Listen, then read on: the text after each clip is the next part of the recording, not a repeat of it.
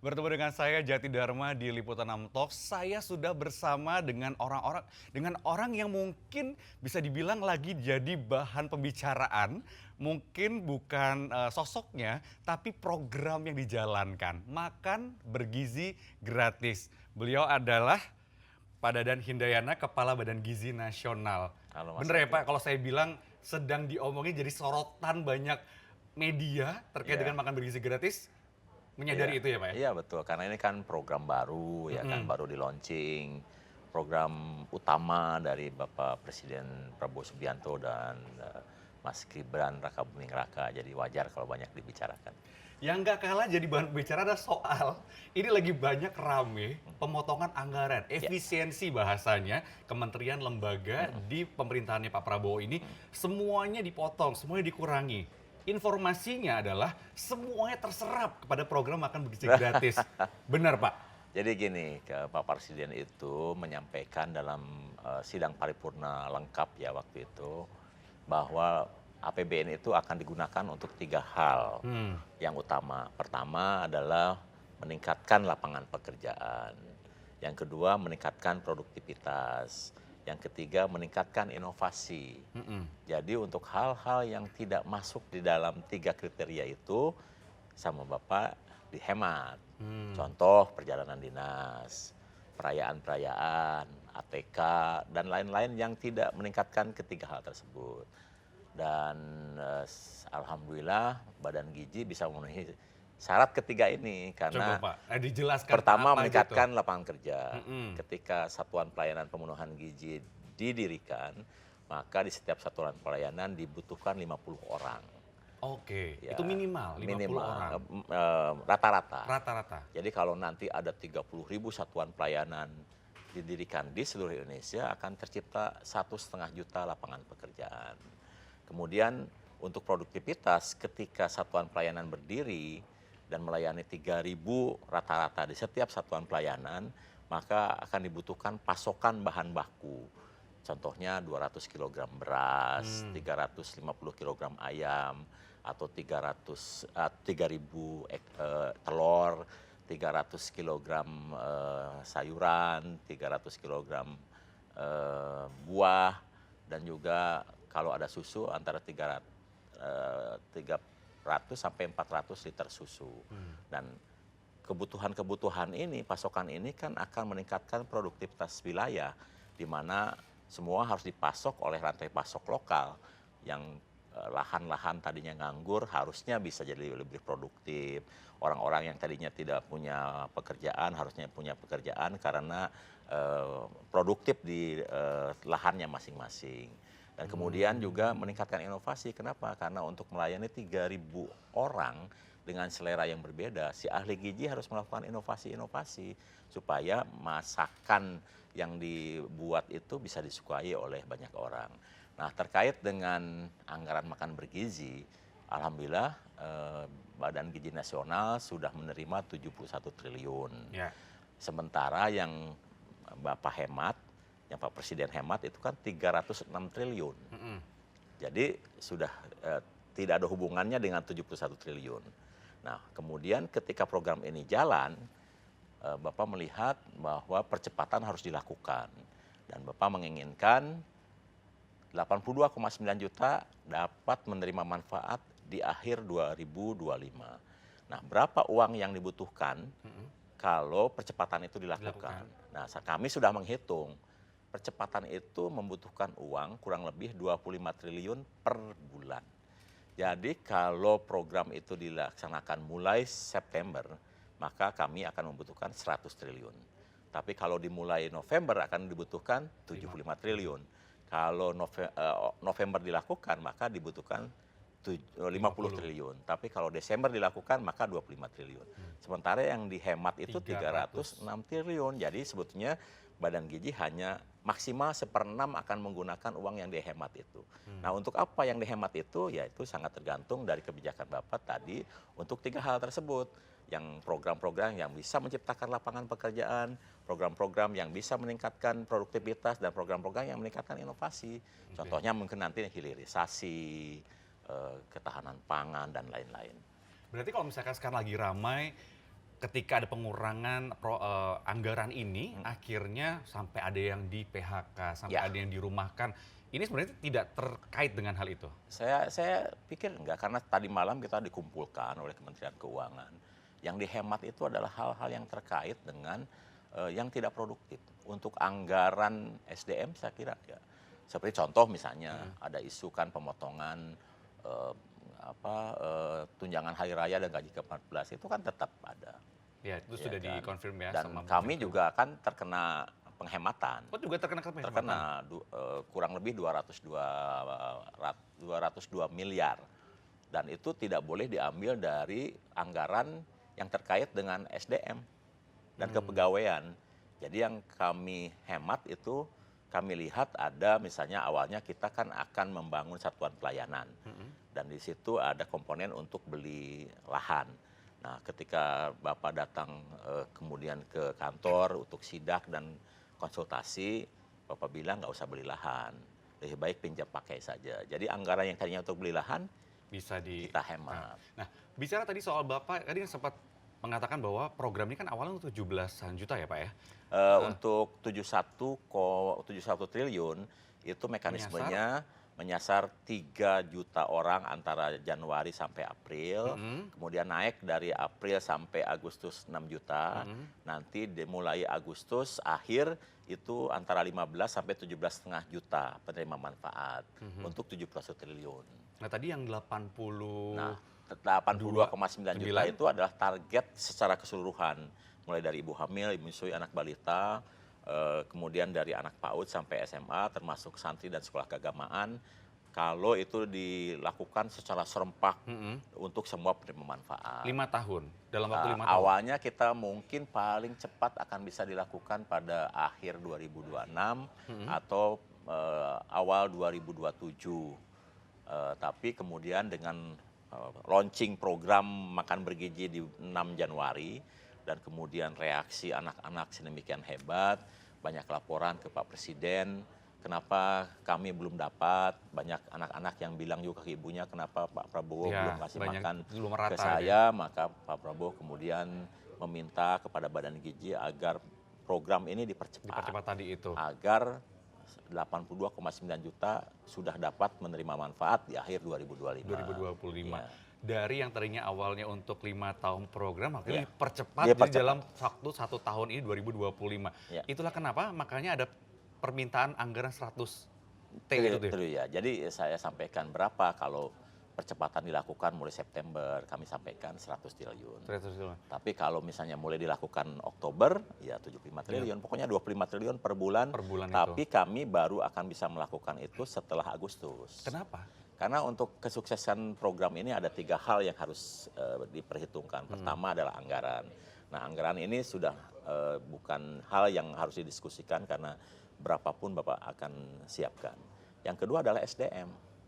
Nah, SDM kami ini masih kami didik dan baru akan selesai di akhir Juli. Jadi baru akan siap di bulan Agustus.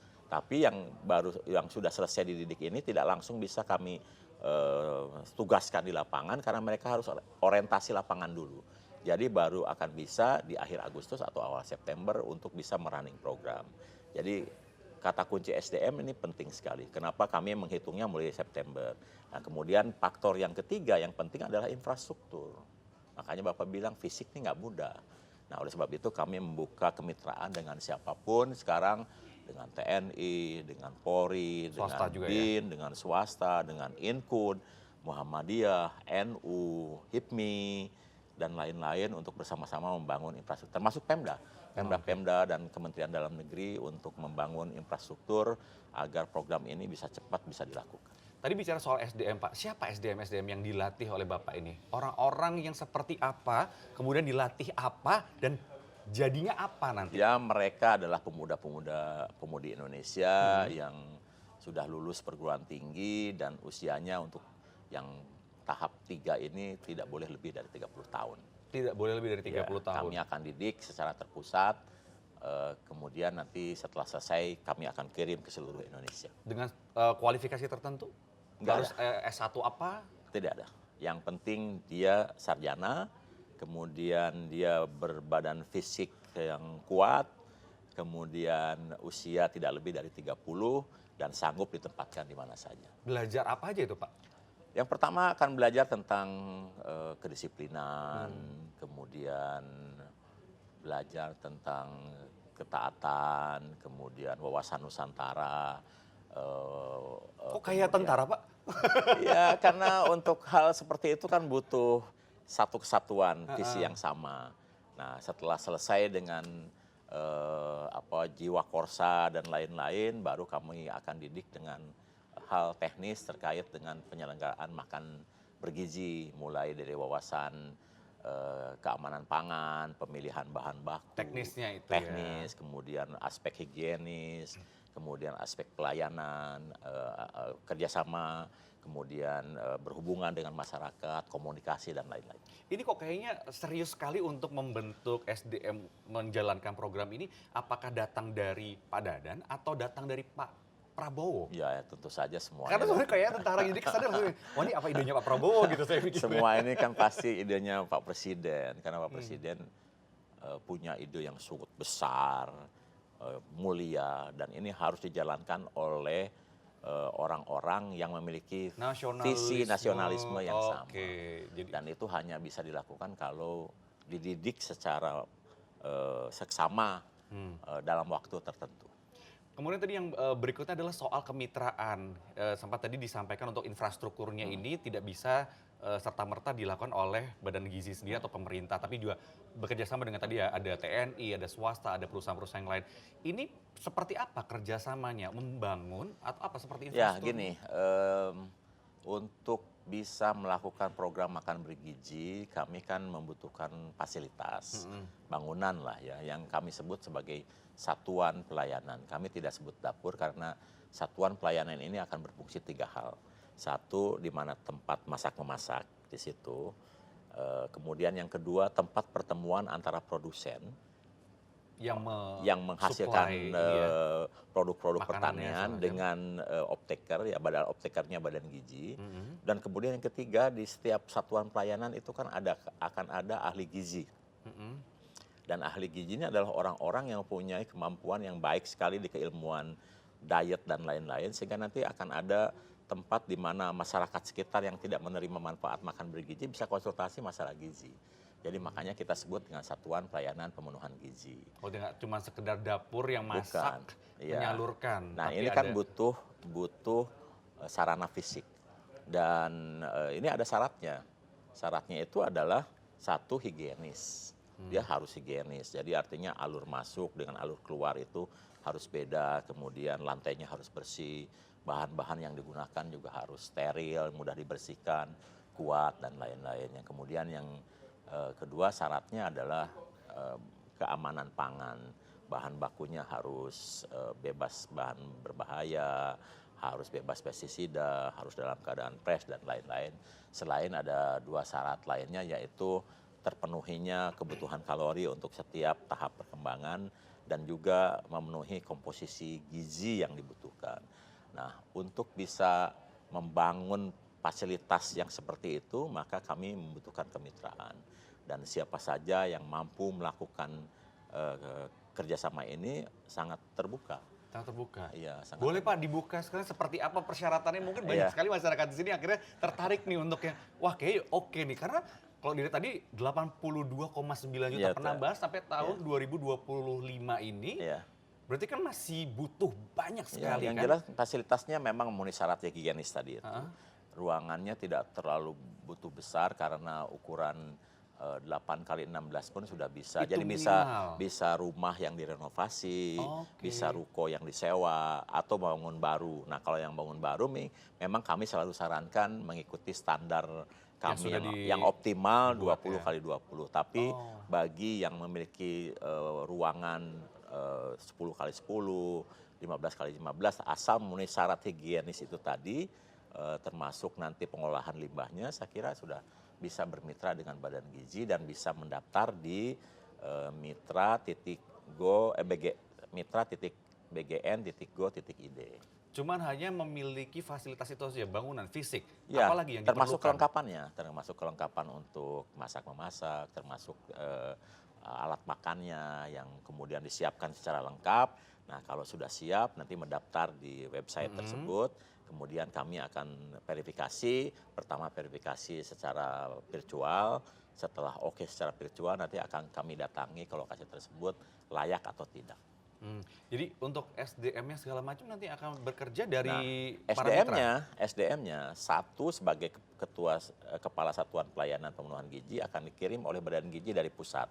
Oke. Nah, kemudian kepala satuan pelayanan ini akan didampingi oleh 2 orang, satu ahli gizi dan satu lagi ahli keuangan. Ini adalah tiga-tiganya akan menjadi pegawai Badan Gizi.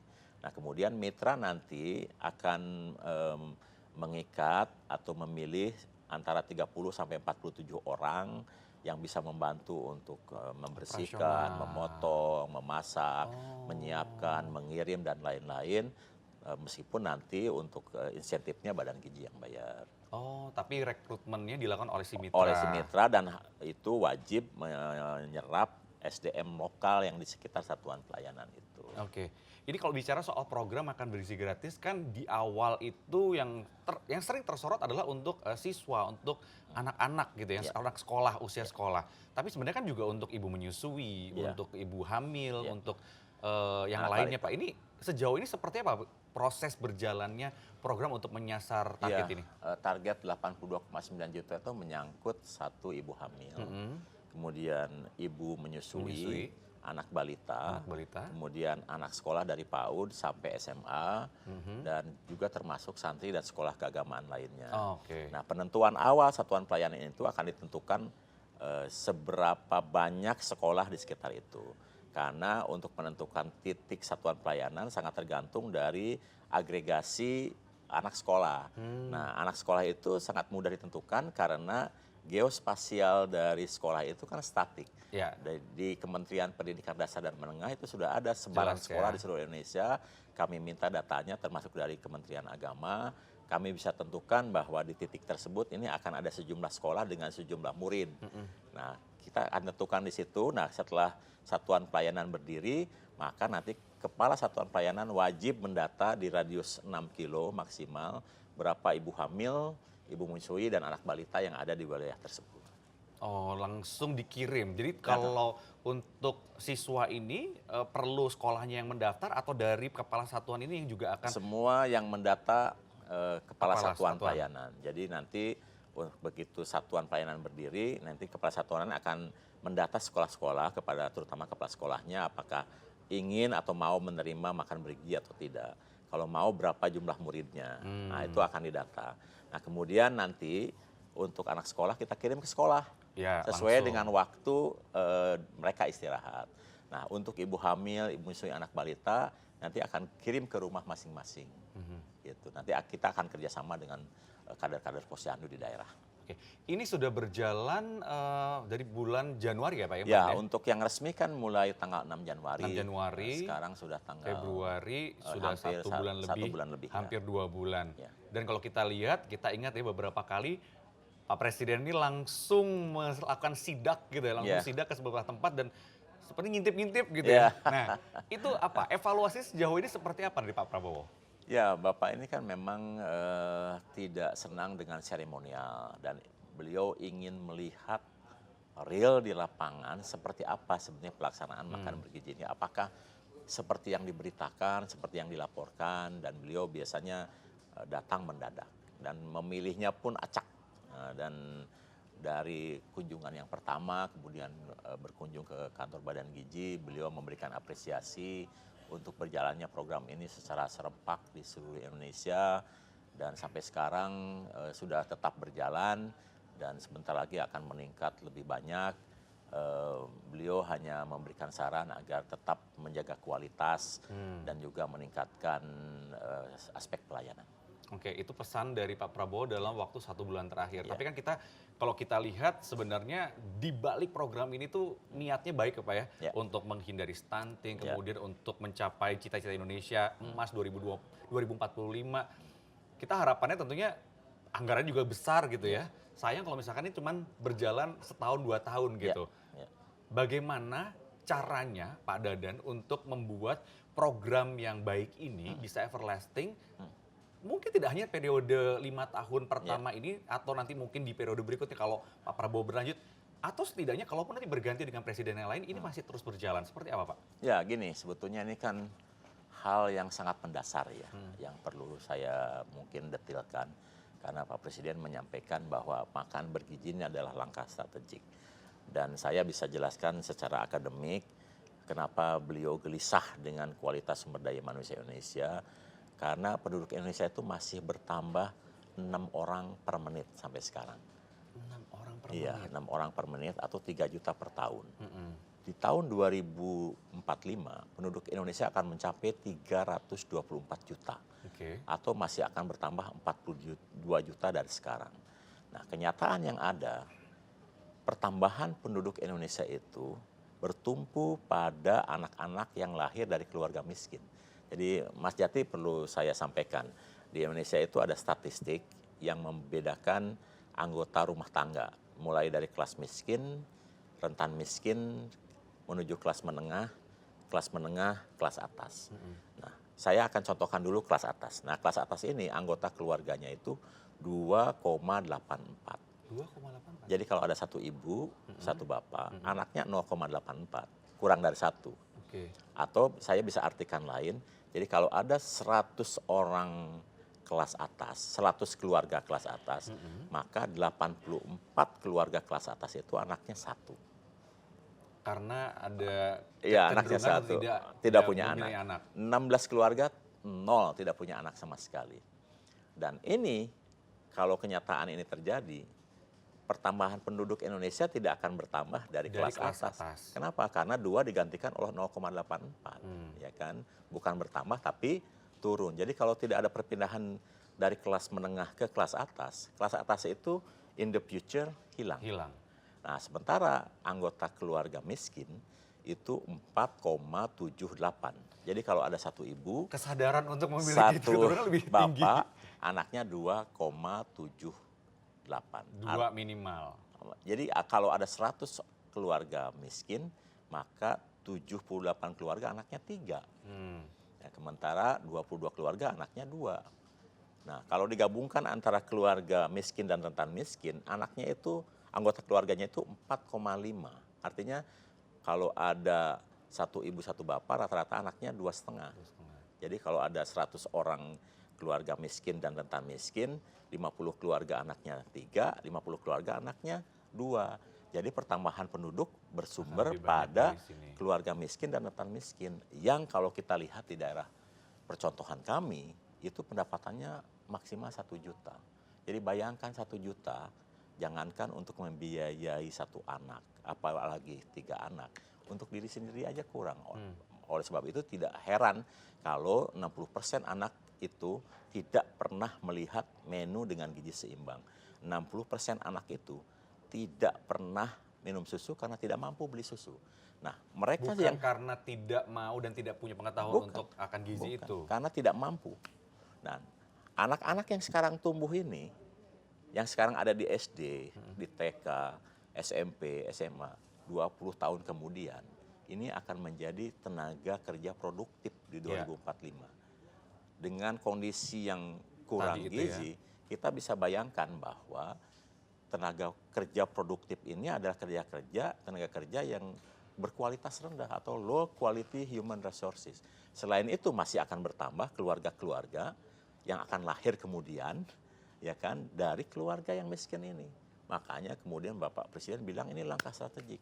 Kita harus selamatkan generasi Indonesia ini supaya tahun 2045 kita bisa memperoleh tenaga kerja produktif yang berkualitas. Dan oleh sebab itu saya berkepentingan menjelaskan agar mudah-mudahan tidak hanya periode Pak Prabowo saja, tapi bisa dilanjutkan oleh yang seperti lain. negara-negara lain yang sampai saat ini seperti Jepang. Jepang itu sudah 100 tahun. 100 tahun dan bahkan sampai sekarang pun itu tetap dilaksanakan di sekolah makan bergizi ini. Bahkan awalnya ada kontribusi dari orang tua untuk menyumbang bahan baku.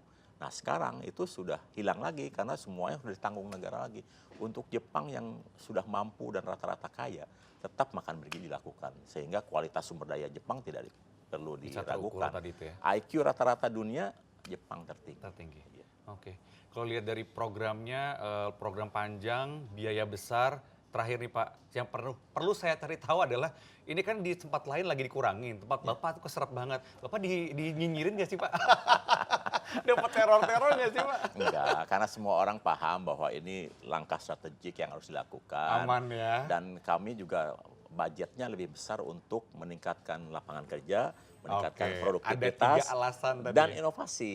Beralasan Dan ya. kami tetap ada juga pemotongan, tapi jumlahnya 0,2%. Oke. Kenapa? Untuk hal yang memang kurang perlu. Karena bisa kita alihkan untuk hal yang lebih produktif dan menciptakan lapangan kerja. Baik, Pak Dadan. Terima kasih penjelasannya dan Sama-sama, semoga Mas saja Yofi. program ini bisa terus berjalan dan yang penting adalah ini benar-benar tepat sasaran Insya dan Allah. cita-cita dari Presiden Prabowo Subianto untuk membuat Indonesia Emas 2045 Insya Allah. bisa benar-benar tercapai dan itu di tangannya Bapak ya. Amin, insya Allah. Sehat selalu Pak Dadan, terima kasih Mas sudah Yati. bersama kami di Liputan 6 Talks. Terima kasih. Dan itulah perbincangan saya dengan Kepala Badan Gizi Nasional Bapak Dadan Hindayana. Sampai jumpa, saya Jati Dharma, salam SCTV.